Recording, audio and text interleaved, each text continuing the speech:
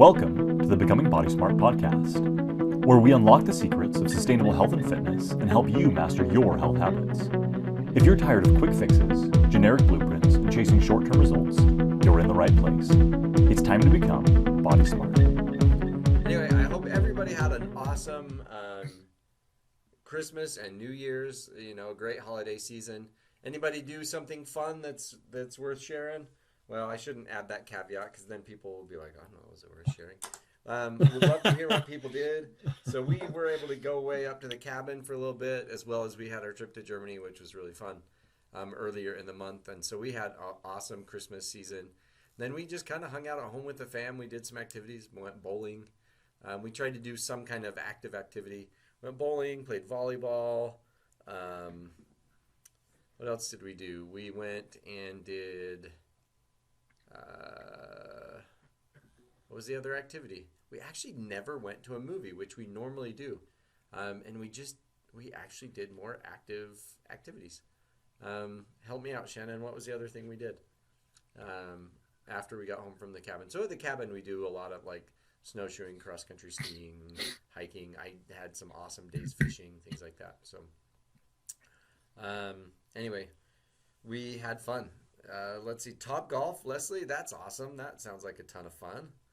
I'm glad you were able to get out to Topgolf. I can't believe I drove by the golf course and people are still golfing. The weather's been warm enough that people are still golfing. So that's crazy. I feel like it's got to be pretty severe weather to keep people off the golf course. Yeah, or just snow, right? If there's snow piled up, it's not fun if you're losing your ball. That is true. It's hard to golf if you're losing your ball. Clearly, I golf a lot.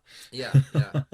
When a white ball hits the white snow, that typically makes it pretty difficult. That'll do it. All right. Well, let's get on with the show. Excited to see you all again. Like I said, it's always fun to come back from the holidays. So we want to talk about the information overload.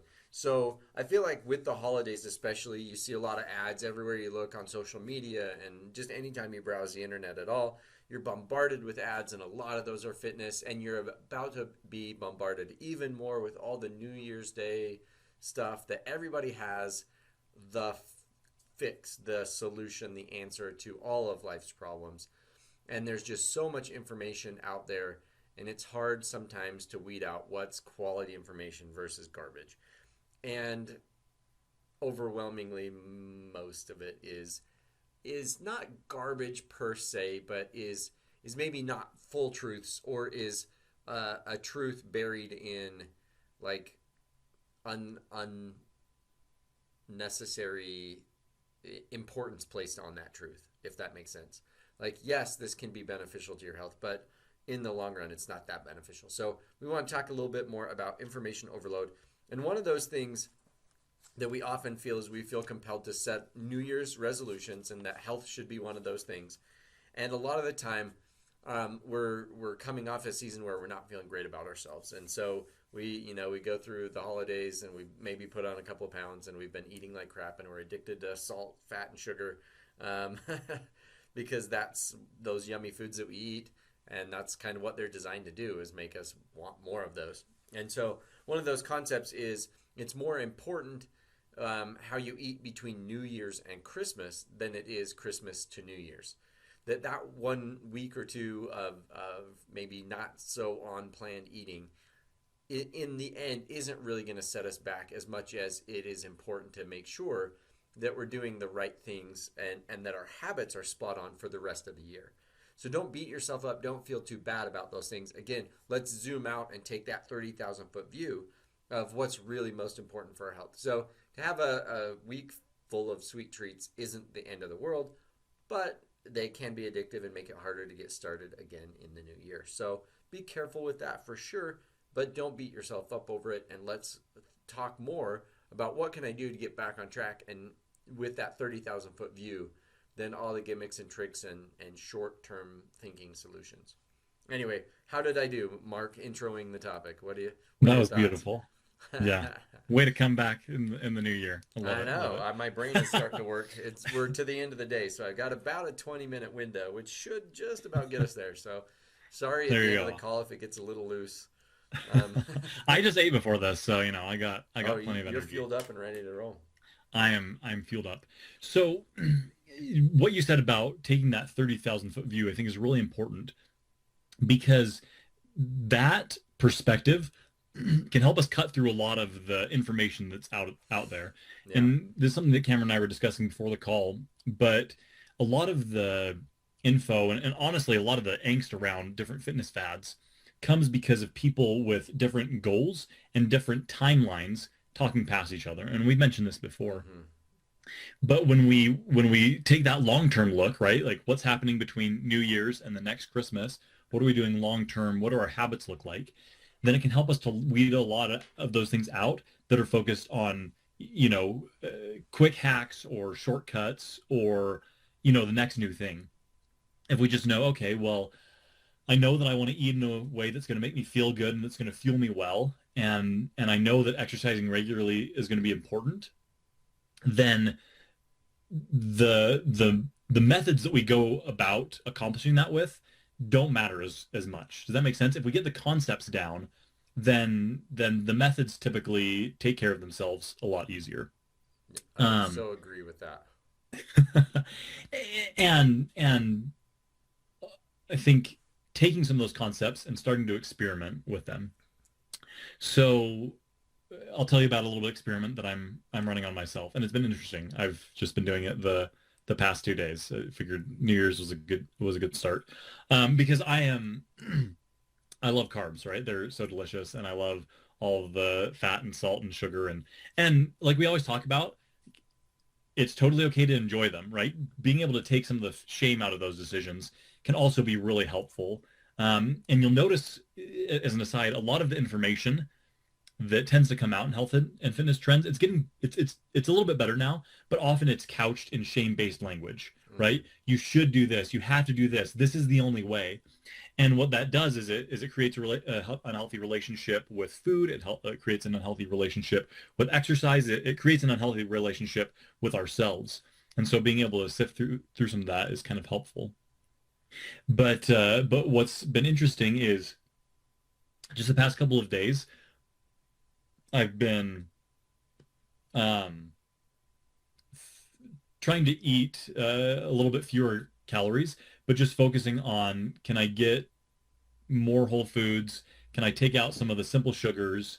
And what does that look like? And how hard is it? And I'm going to be starving afterwards. And it's been really interesting because I'd kind of taken a look at my calories in the couple weeks before, and it was a lot, right? Just I made a cheesecake and ate almost the whole thing myself. I did share a little bit of it, but most of it went to me, and it was delicious. But I just found myself several times feeling like just kind of icky. Like because I wasn't feeling myself well, right? It wasn't long-term energy. It was just these quick bursts of really sugary, really fatty, really delicious food. But anyway, it wasn't feeling me super well. And so anyway, I want to try this experiment and see, like, am I just going to be starving by the end of the day? Am I just going to feel awful? Like, is this going to be terrible? And it's been really fascinating is to just meet my calorie needs with that type of food has frankly been a little bit difficult. Like, I feel like I'm eating a lot of food. I'll have a big salad and some chicken, or I'll have a bunch of oatmeal for breakfast, or a bunch of eggs, or whatever it is, and some little snacks, right? A bowl of grapes here, a couple apples there. And just being able to eat enough volume of that type of food to meet what I'm supposed to be at like I'm pretty dang full, right? I'm satisfied, but also I have more energy. I feel better. I took a run kind of mid-afternoon today, and usually by mid-afternoon I'm so lethargic, I'm so tired. Like, that's the last thing I want to do. But it was just easy to go out, do a half-hour run, come back, and still felt great. And so obviously this is individual experiments. It helps to do these experiments in your own life and see what that looks like for you. But I think that's one of the things about eating in a different way, right? Going back to basics, speaking of those foundational concepts of what's helpful, right? If we eat a largely whole food diet, fresh fruits and vegetables, lean sources of protein, we typically are going to feel better, right? That trends us towards better health. It makes sure that we're getting vitamins and minerals and all those nutrients that we need. And so again, like, it's so easy to overeat that calorie dense food, but it can be really difficult to eat enough nutrient dense food. And so anyway, just an Yeah. experiment you might try running. Well, so Shannon and I were actually talking about this, about the transition from addictive, delicious foods over the holidays. Like, how do you get off of that? Because it is addictive. It does make you crave them more. And sometimes going from, like, eating cinnamon rolls every morning for breakfast because you made a billion of them on Christmas morning or whatever. Delicious. Yes, so good. But what do you do when you're ready to be done with that? And you do feel the effect on how sluggish and sleepy and blah you feel. But how do you, when you're still craving those things, how do you get back to normal? And so Shannon and I, if you saw our post today, actually, we talked about this. And so we felt like this was helpful enough, reset was to reset by not saying like, oh, I'm going to eat kale and broccoli and blah blah blah, all these healthy foods, but instead, like, let's make a slower transition where we go to, like, let's pick a handful of foods that I really enjoy, but that are healthier, but that are really really like quality foods, and go double down on those things. So, like, focus on the foods that you do enjoy and eat those first, that are slightly healthier, and start building those habits and resetting your palate so that you're not craving the high sugary foods. Yeah, so doing kind of a hard reset that way, that's more, well, less of a hard reset and more of a transition, instead of a hard reset where, Mark's going after it, and which is awesome, but maybe not everyone can do that, or that can be too big of a change too quickly. And so it just depends on where you're at and what you can do. And I do think sometimes seeing it as an experiment, like, oh, I'm going to try this new experiment, can be helpful in motivating us to stick with it. You just have to be careful that you're doing it with kind of a long-term outlook, and always ask yourself those questions of, like, am I 80 to 90% confident that I can do this, long term, those types of things. So you have to be careful with some of those experiments, that they're not too extreme, that you're not likely to stick with it. But, Absolutely. oh, go ahead. Well, so I think I was talking to you about this the other day. There's a health and nutrition coach, Dan Garner, who has a phrase that I really like. I heard recently. He said, when we force the body, it reacts. When we coax the body, it responds. And so going back to this idea of experimentation, when we go to extremes, our body typically kind of freaks out. It's like, whoa, what's going on, right? There's a big reaction because our body wants to kind of maintain the status quo. And so when we do it gently and methodically in a way that's safe and that respects our body's principles, right, the physiological principles, then we can go ahead and do it. And that's actually a great way, again, to filter out some of that information overload, right? Our fitness fads, are they telling you to go to extremes, right? Only eat this type of food, or you've got to do all high intensity, or you've got to do whatever. If it's asking for a really big change, a hard reset, like Cameron said, then chances are it's going to be pretty difficult to sustain. And so asking that question, again, that's another great question. So is this sustainable, right? Is this for my long-term health? Is this something that I'm 80 to 90% confident that I can stick with, right? So that's what happens. You see the gym's crowded in January, and by mid-February, it's a ghost town. And it's because we go from working out 0 days a week or 1 day a week to, oh, I'm going to do 4 or 5 or 6 days a week, and I'm going to do this and this and this. And it just becomes overwhelming, and it's really easy to burn out. And so instead saying, you know what, I am going to add just are there some things that I can add in? You know what, I'm going to add in 1 more vegetable a day. I'm going to go on a 5-minute walk every day. Right. And then developing those habits we can add on. But asking some of those basic questions can help us filter out a lot of what people are telling us to do, or ads, or this or that.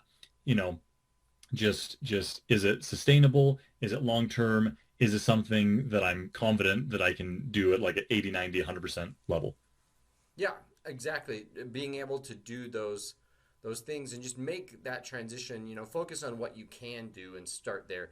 Again, it's that same idea of that 30,000 foot view, that when we feel overwhelmed by all of it, zoom out a little bit and go, okay, what's the big picture, and what are those steps that I need to take, versus feeling like I have to do all of it at once. When we're feeling overwhelmed by it, it's usually because we're too zoomed into the little nitty gritty steps, and we need to zoom out a little bit and say, okay, what are the big blocks that I need to focus on, and not all the nitty gritty. And that usually helps. Let's just pick one thing at a time that we work on, instead of all the things that I'm not doing correctly. And that's that information overload. So like I said, over the next few weeks, you're going to get bombarded with all these ads and all these things about what's the latest, greatest fitness thing that you should be doing. And that, the number one mistake in fitness, I saw an ad about that. The number one mistake you're making with your fitness. And I thought, the number one mistake you're making is believing that you can make a number one level mistake. Nothing is probably that big of a deal, right? When we zoom out for it. That thinking that your entire health and fitness hinges on this one thing. Really, it hinges on just being consistent and going through the motions day after day after day until it adds up to something positive. There's no one thing that's that big of a deal. And so it's always funny, the marketing messages that you'll see. So when you start getting that information overload, just zoom out and go, okay, where does this fit into the big picture? Is this useful? Is this helpful? Or is it not? Because again, like Mark said, everybody has different goals and different timelines for those goals. And so what they're talking about is often such a narrow window goal. And so it's not necessarily bad. It's just focused on very narrow window, and may not be really in line with your longer 30-year plan. Now, sometimes we can have shorter focused goals that are very much in line with our long-term plan. So if you want to race a race within a year, that's great. That's a great plan, as long as you're not sacrificing the long-term plan for that race, right? Let's not get injured. Let's not overtrain and do these things that are more likely to upset the 30-year plan just because of that one race. And so let's keep that long-term perspective as we're training for something, and make sure that it's in line with, can I keep doing these things that I love to do for a long, long time, so that I can stay healthy, so that I can stay on track, so I can avoid injury and allow my body to adapt from where it is to where I want it to be on its own timeline, instead of trying to force that timeline in a way that just leads to injury and then blowing up the whole process anyway. And so it's a fine line for sure. And that's definitely why we're here, is to help guide that process. When you have those more specific goals, we can help with that as well. But yeah, it's all about that zoom in, zoom out when you're feeling that information overload. I think another helpful principle goes back to what you said, right? Can I keep going? Can I not get injured? Can I stay healthy long enough for my body to be able to make adaptations? Right. And so, as we've said before, and as we'll say a million times in the future, every time, consistency is key. Can I string together enough days that it makes a difference in my health? That, more than any other principle, is so crucial, because when we go through this stop and start and stop and start and stop and start, it just doesn't give our body enough time to progressively adapt, right? We need time for our body to make those changes, and we need to be able to recover from the training for it to be able to make those changes. And so again, anything that's going to try to force a short-term change, or anything that's going to impact or delay our recovery, probably not super useful. Yeah. And so, because it's going to keep us from stringing those days together, and that's what we want to do. So we take that zoom in, zoom out, we string a bunch of those days together, and then how we train and how we eat and how we live during those days, there's a few principles that are really important, and there's a lot of ways to do that. And so the idea is that in terms of health and fitness, the concepts are few, the applications are many. And so let's take just let's say building muscle. We're going to take that as an example. You'll see some people out there that say, "Oh my gosh, you gotta lift heavy, and you only got to do free weights, none of those machine weights. You got to lift heavy, and you got to do that, and you got to." That's the application. The concepts are the idea of load versus capacity, right? We want to build our capacity to be larger than the load that we put it through, and progressive overload, right? Over time, we've got to add more and more weight or intensity or frequency on to get our body to continue adapting. So load versus capacity, progressive overload. If I understand those principles, then I understand, okay, well, I've got to load the body, and so I could go heavy, or I could go light. I could do heavy and few reps, or I could do light and do a bunch of reps to fatigue. I could do free weights or machine weights or bands. I could do some, basic, I could do some powerlifting exercises. I could do more weightlifting exercises. I could do more body weight exercises, right? As long as I'm obeying the principles of load versus capacity and progressive overload, and again, respecting recovery, then there's a lot of different exercise modes, different weights, different movements that will all move me towards that goal of building muscle. Versus just one exact way, right? Our bodies are pretty resilient, and so when we respect some of those basic principles, we can filter through a lot of the mess and say, okay, well, does it satisfy these requirements? Great, then I can try including it and I can experiment. Doesn't, or I don't really particularly love this thing, okay, let me find another mode that respects these principles. Does that make sense? Yeah, totally. And I think when you're going through that experimentation process of saying, okay, what are the basic principles, this one thing that I've heard about, I want to try it. What are the basic principles? So first, does it pass the sniff test? Does it sound too good to be true? Or does it seem like it's a little too amazing? So that usually is one of the clues that it's not going to really work. And then two, is it sustainable? Is this something that if it does work that I could do for a really long time? Or is it really difficult, challenging, hard, and going to make it so that I can't stick with it long term? And so when thinking about that, like Mark said, understanding the basic principles behind it allows you to adapt those principles to really any mode of exercise. But then it's taking those basic principles and saying, okay, is this something I can do and can continue to do? Or is it going to be a flash in the pan thing that I'm not really going to stick with?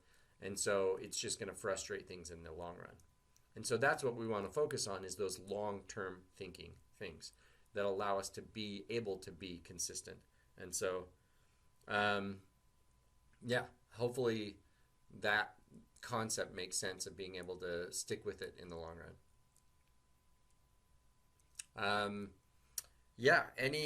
Any additional thoughts there, Mark, about that? I feel like sorry, I was muted. Oh yeah, well, and I was looking at I don't know if people got dropped from the call or not. So it sounds like some people did, maybe some people didn't. So hopefully people are still out there listening. But anyway, any final thoughts? So one last thing that I'll add, this is another few questions that we can ask ourselves about any fitness trends or fads, and it can help us decide whether to try that experiment or not. So some of the stuff that we've already talked about, but the first is it biologically or physiologically plausible? By that I mean, does our body actually work that way? Do our cells communicate in that way? Or is it something that's totally out of left field, right? If that you doesn't have a respect. question about that, ask us. Yeah. ask us what our thoughts are on that thing. Like, feel free to get help there, That, because sometimes you that don't is have true. the Yeah. biological background to answer that on your Right. own, which And is fine. which is fine. And that's what we're here for.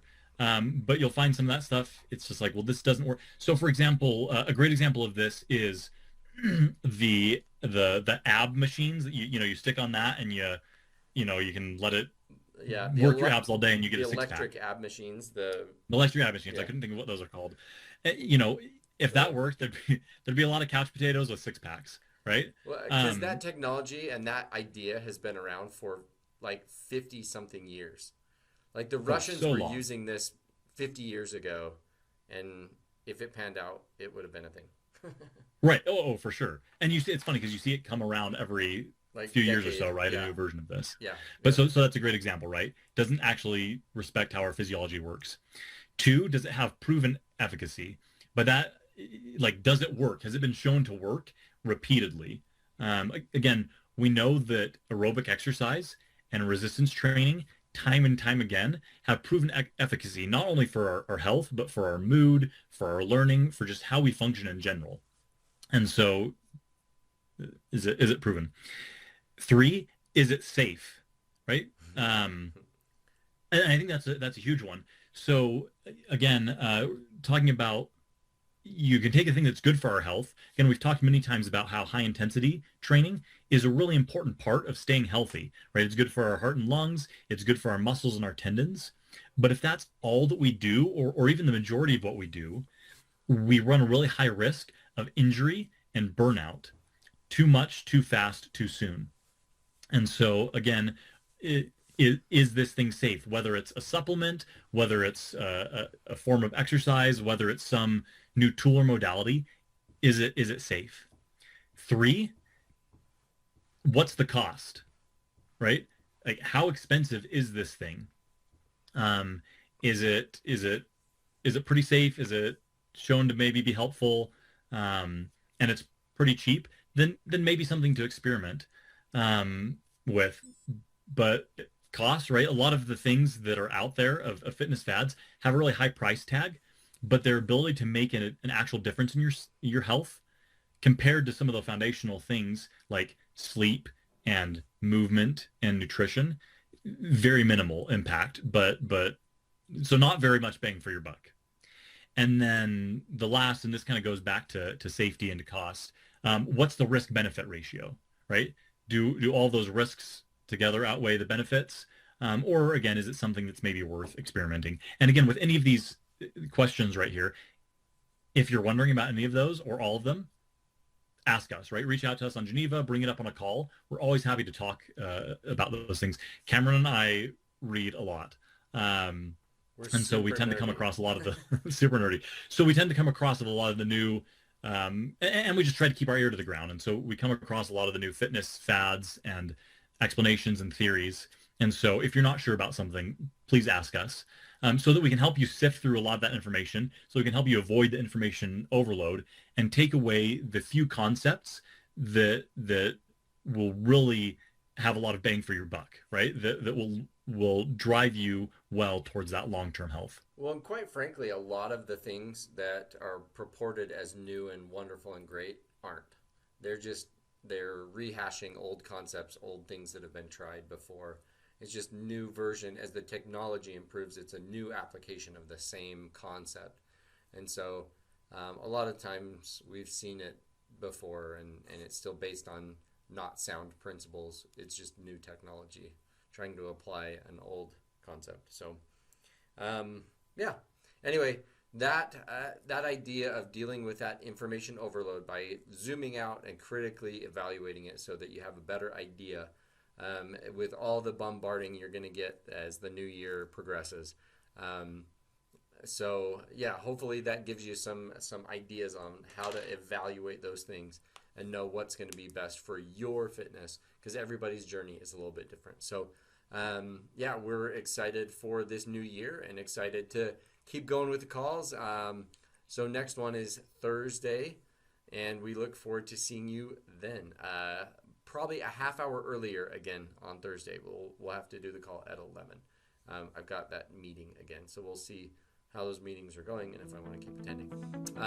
But yeah, look forward to seeing you all then on the call. So thanks so much, and we will see you later, and Happy New Year. Thanks for listening to the Becoming Body Smart podcast. If you have questions, thoughts, or want to continue the conversation, reach out to us on our socials or join our community. Don't forget to subscribe, rate, and leave a review. It helps us bring you even more valuable content. Remember, sustainable health is a lifelong journey, and we're here to support you every step of the way. Live longer, live stronger, and become body smart.